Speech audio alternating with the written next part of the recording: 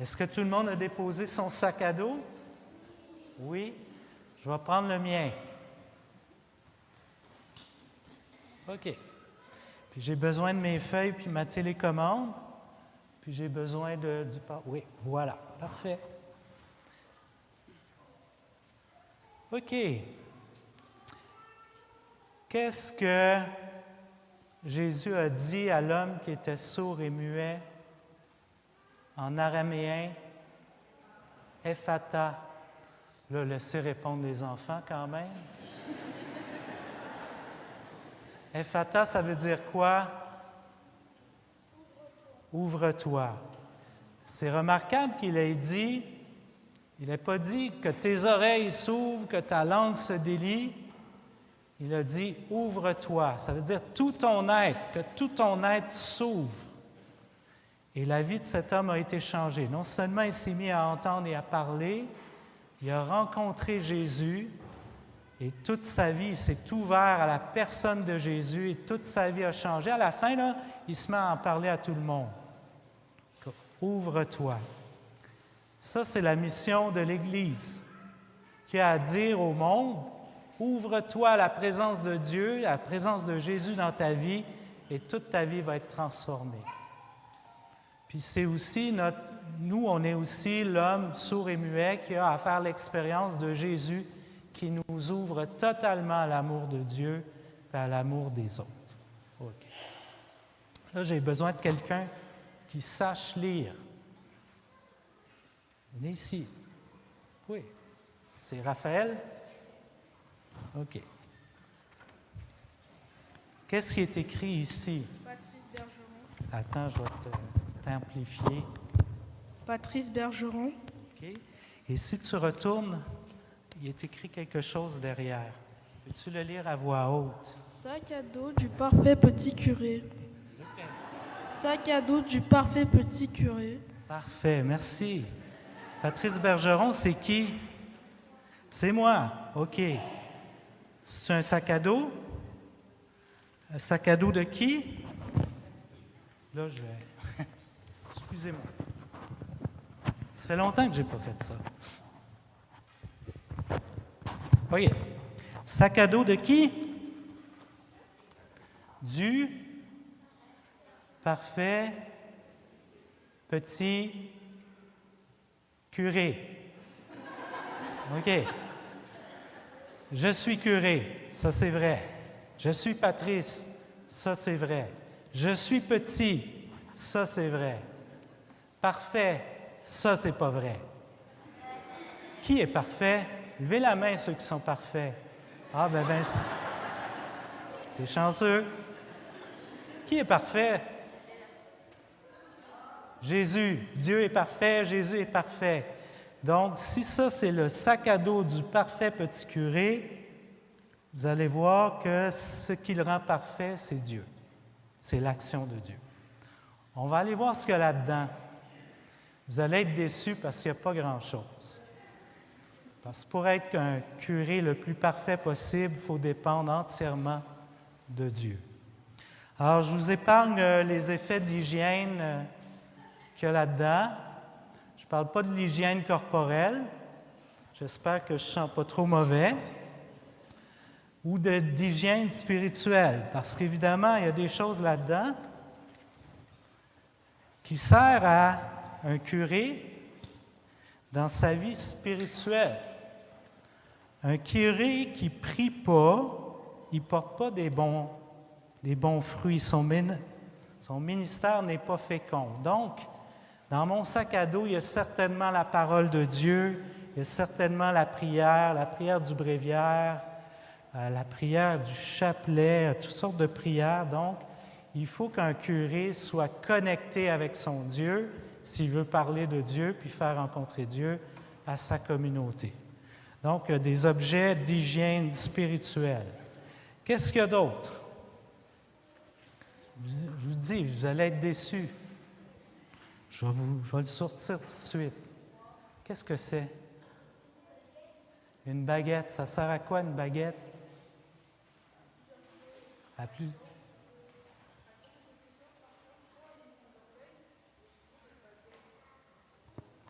suis pas sûr d'entendre. Moi aussi, je suis sourd, comme dans l'Évangile.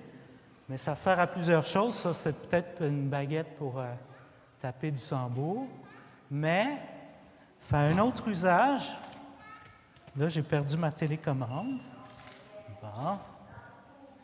Ça a un autre usage. Peut-être que tu l'as dit, mais je n'ai pas entendu. Regardez l'écran. Regardez ce monsieur avec la belle chevelure.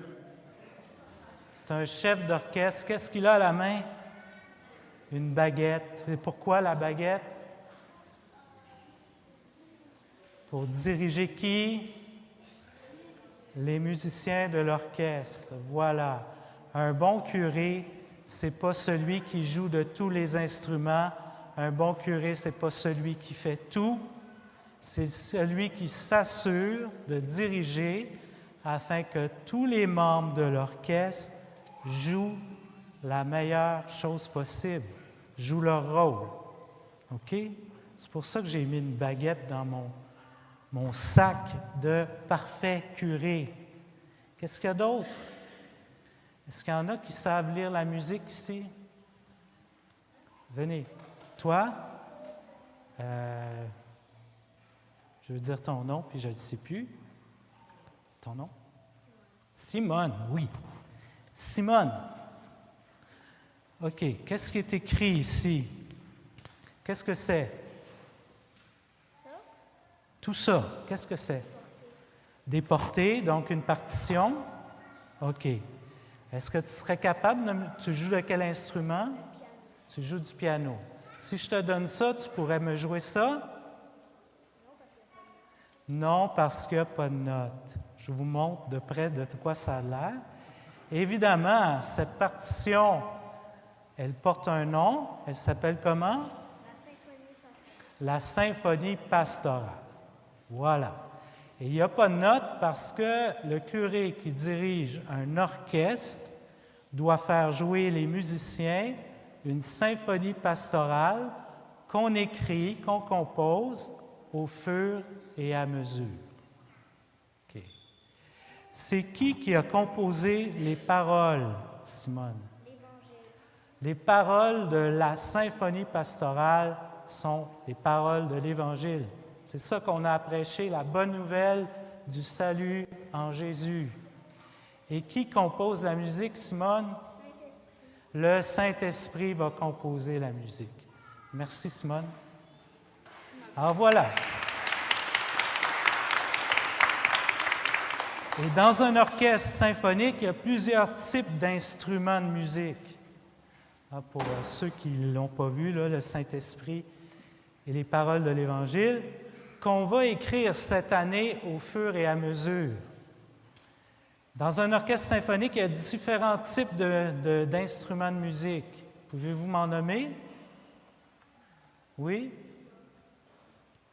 Un tuba. Un tuba, c'est un instrument de musique qu'on appelle un instrument à...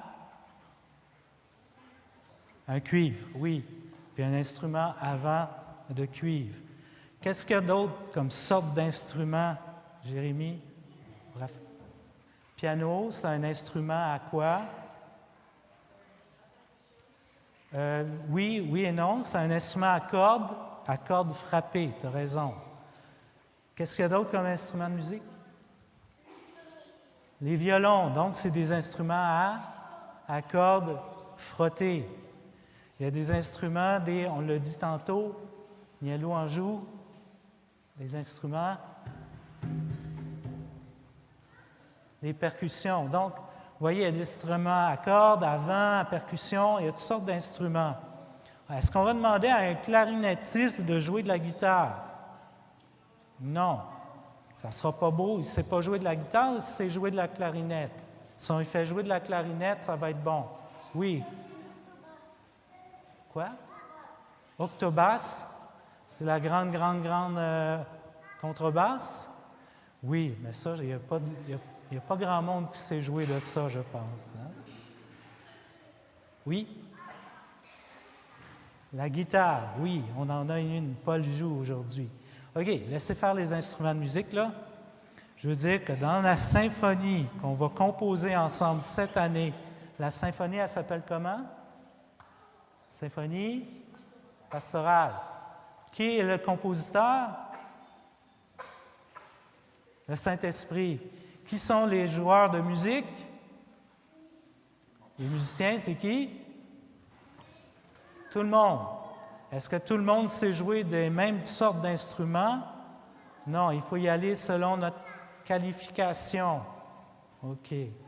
Bien, comme dans un orchestre symphonique, il y a plusieurs types d'instruments. Bien, dans une paroisse, pour que ce soit beau, tout le monde joue son rôle. Il y a différents types d'instruments qu'on peut jouer dans une paroisse pour s'intégrer, s'impliquer. Il y a 5 essentiels. Vous les voyez ici. Il y a l'évangélisation, le service des autres, la prière, la vie fraternelle, l'écoute de la parole. OK. Donc, nous, ce qu'on fait en ce début d'année pastorale, on fait un sondage. Et vous trouverez à l'entrée et un peu partout dans vos bancs, cette petite carte postale qui cherche à savoir qui vous êtes, ce que vous êtes, vous aimez, ce que vous êtes prêt à faire pour votre communauté pour jouer la symphonie pastorale à Saint-Bonaventure. Quelles sont vos disponibilités?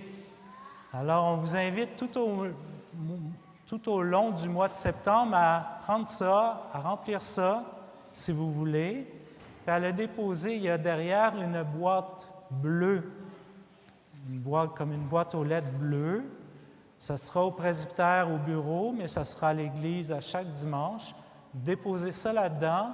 On va regarder ça, puis on va vous interpeller pour que chacun d'entre nous puisse jouer son rôle, son instrument au sein de la communauté et qu'on fasse entendre cette symphonie pastorale au monde pour faire connaître Jésus.